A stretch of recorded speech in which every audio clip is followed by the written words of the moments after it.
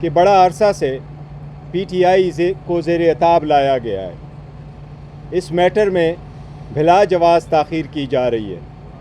न सिर्फ ये कि ये 175 पार्टियों में से सिर्फ एक पार्टी को चुन के उसके इलेक्शन को देखा जा रहा है, बल्कि इस मैटर में बहुत गैर ज़रूरी ताख़ीर की जा रही है।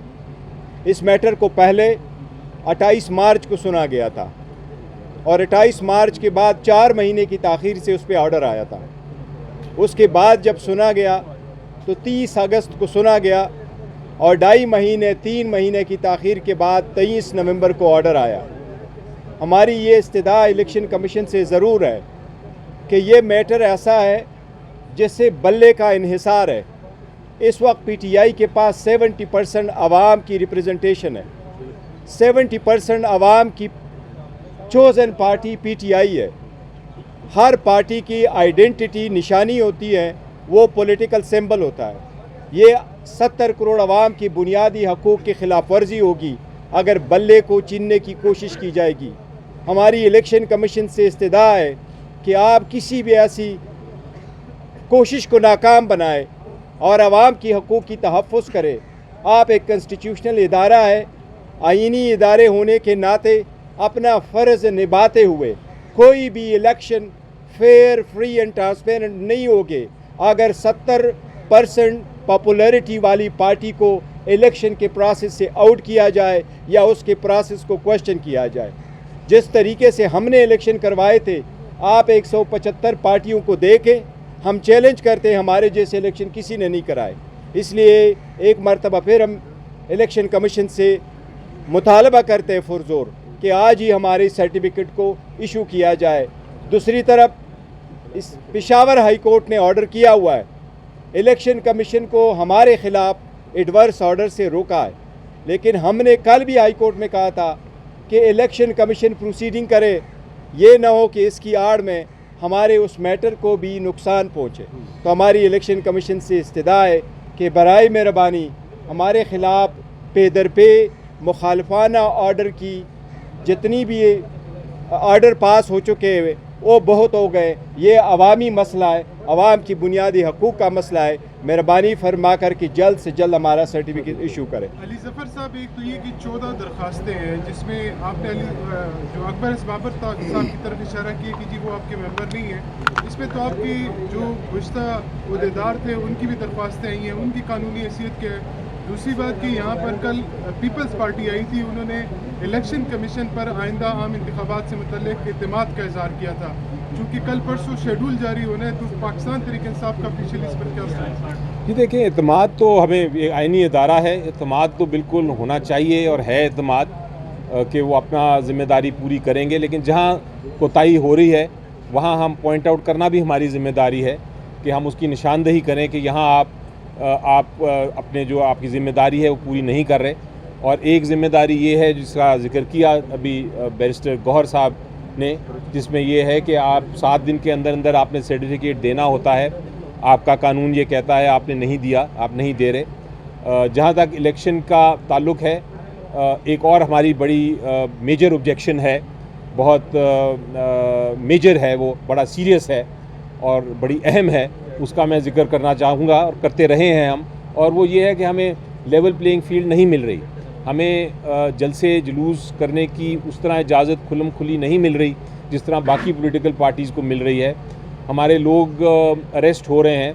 हमने इलेक्शन कमीशन ऑफ पाकिस्तान के पास चार्टर ऑफ डिमांड्स रखा था, उनका फ़र्ज़ है कि वो इंश्योर करें और इसको देखें कि हमारे ख़िलाफ़ जो बातें हो रही हैं, जो हमें इलेक्शन में इलेक्शनिंग नहीं करने दी जा रही, उसके ऊपर हुक्म फरमाएं और उसको जो गैप्स हैं उसको ख़त्म करें। लेकिन वो नहीं कर रहे तो हमारा हक़ है कि हम पॉइंट आउट करें। लेकिन जहाँ तक ओवरऑल हमारा आईनी इदारा है, हम चाहेंगे कि वो अपनी ज़िम्मेदारी पूरी करे। हम चाहेंगे कि वो साफ़ शफाफ इलेक्शन कराए और जहाँ तक हो सके जो हमारी ज़िम्मेदारी है साफ़ शफाफ इलेक्शन में उनकी मदद करने में, वो हम बिल्कुल तैयार हैं, हम उनकी मदद करेंगे। हमारा मेन ऑब्जेक्ट एक ही है, हमारा मेन मकसद एक ही है। हम आगे की तरफ देख रहे हैं, हम पीछे की तरफ नहीं देख रहे। जो माजी में हुआ नहीं हुआ वो हम भुला के आगे चल रहे हैं। और हम कहते हैं कि जो 8 फरवरी को इलेक्शन है, जिसका शेड्यूल आने वाला है, जो मेरी खबर है आने वाला है जल्द कुछ दिनों में, तो वो उस साफ शफाफ उस इलेक्शन को साफ शफाफ बनाएं और आवाम को अपना वोट का हक जो है वो इस्तेमाल करने का पूरा फ्री एंड फेयर तरीके से इस्तेमाल करने का हक दें। यही इस्तदा है और इसी से पाकिस्तान इंशाल्लाह आगे जाएगा। माजी में बहुत लोग मुझे कहते हैं कि आपने देखा कि ये किया, इस इंस्टीट्यूशन ने फ़लाँ किया और आप उसके ख़िलाफ़ क्यों नहीं एक्शन लेते, लोगों को ज़िम्मेदार क्यों नहीं ठहराते। मैं कहता हूँ वो हो गया। अब इस वक्त हम एक नई फ़ेज़ में हैं। इस वक्त हमारी पूरी कौम देख रही है कि उस फेज़ में जब हम एक बार इलेक्शन करा लेंगे, नई हुकूमत आएगी, तो पाकिस्तान का मुस्तकबिल क्या होगा, हम उस तरफ देख रहे हैं। हम ऊंचाइयों की तरफ देख रहे हैं। हम पीछे की तरफ देखना मेरा ख्याल है इस वक्त जायज़ नहीं है। एक मिनट आपने जिक्र कर लिया ये हमारे जो इसमें से दरख्वास्त गुजारे एक वाला, इसने प्रेस कॉन्फ्रेंस भी की थी, इसको पिक भी किया गया था, पुलिस ने उठाया भी था, इसने प्रेस कॉन्फ्रेंस भी की थी, हमने इसको निकाला हुआ है, उसका एक नोटिफिकेशन हुआ है।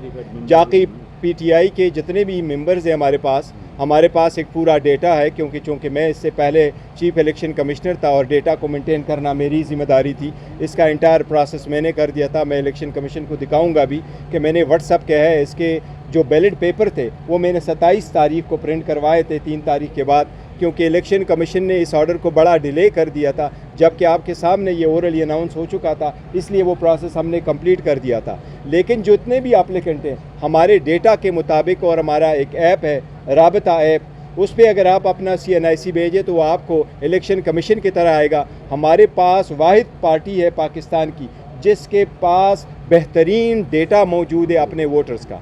अगर आप बैठे तो बग़ैर पूछ के वो आपके पास आएगा। इनमें से जो एप्लीकेंट है कोई भी हमारा मेंबर नहीं है, और अगर आप इनकी एप्लीकेशन उठा ले, मैं अभी आपको दिखाता हूँ, इनकी एप्लीकेशंस एक एक पेज पे मुनहसर है, एक एक पेज पे, सिर्फ एक पेज वो डिटो कापी है, उर्दू सी लिखी गई है, एक ही पेन से लिखा गया है, एक ही हैंड राइट से दिए गए हैं। वोटर लिस्ट क्या जारी करेंगे जी आप? वोटर लिस्ट जारी करेंगे? एप्लीकेशन की प्रोसीडिंग बड़ी तेजी से हो रही है, 14 एप्लीकेशंस हैं, सुनी भी जा रही है। आपने सोच रखा है सर, लगता यही है बल्ले के निशान से पीटीआई महरूम हो जाएगी, तो क्या लाए अमल होगा आपका सर? देखिए, पहले तो इंशाल्लाह ताला बल्ले से महरूम नहीं खड़े होंगे, और कोशिश तो बहुत ज़्यादा की जा रही है। हमें बहुत खदशा था और खदशे के पेश नज़र हम पेशावर हाई कोर्ट गए हैं। लेकिन ये देखो, आपको कल भी हमने वाज़े तौर पर कहा था पीटीआई किसी सूरत इलेक्शन का बॉयकॉट नहीं करेगी, हम इलेक्शन कंटेस्ट करेंगे, और वो लोग जो पीटीआई की ये मुखालिफत की कोशिश करें उनको नाकामी होगी। इंशाल्लाह ताला पीटीआई के वर्कर सपोर्टर इलेक्शन में होंगे इंशाल्लाह। ये बता दीजिएगा कि आज जो डीजी ला का रवैया था, बजाय वो इलेक्शन कमीशन को असिस्ट करने के वो एक पार्टी नजर आया, तो इस हवाले से आपको लगता है इलेक्शन कमीशन आपके साथ इंसाफ करेगा? जी, आइंदा आपका क्या लाहेअमल होगा कि सेम पीपल्स पार्टी जैसी सूरत हाल आपके साथ भी होने जा रही है, उनमें 4P का इजाफा करके नई पार्टी बनाई थी, तो आपकी कोई तजवीज़ देने का है?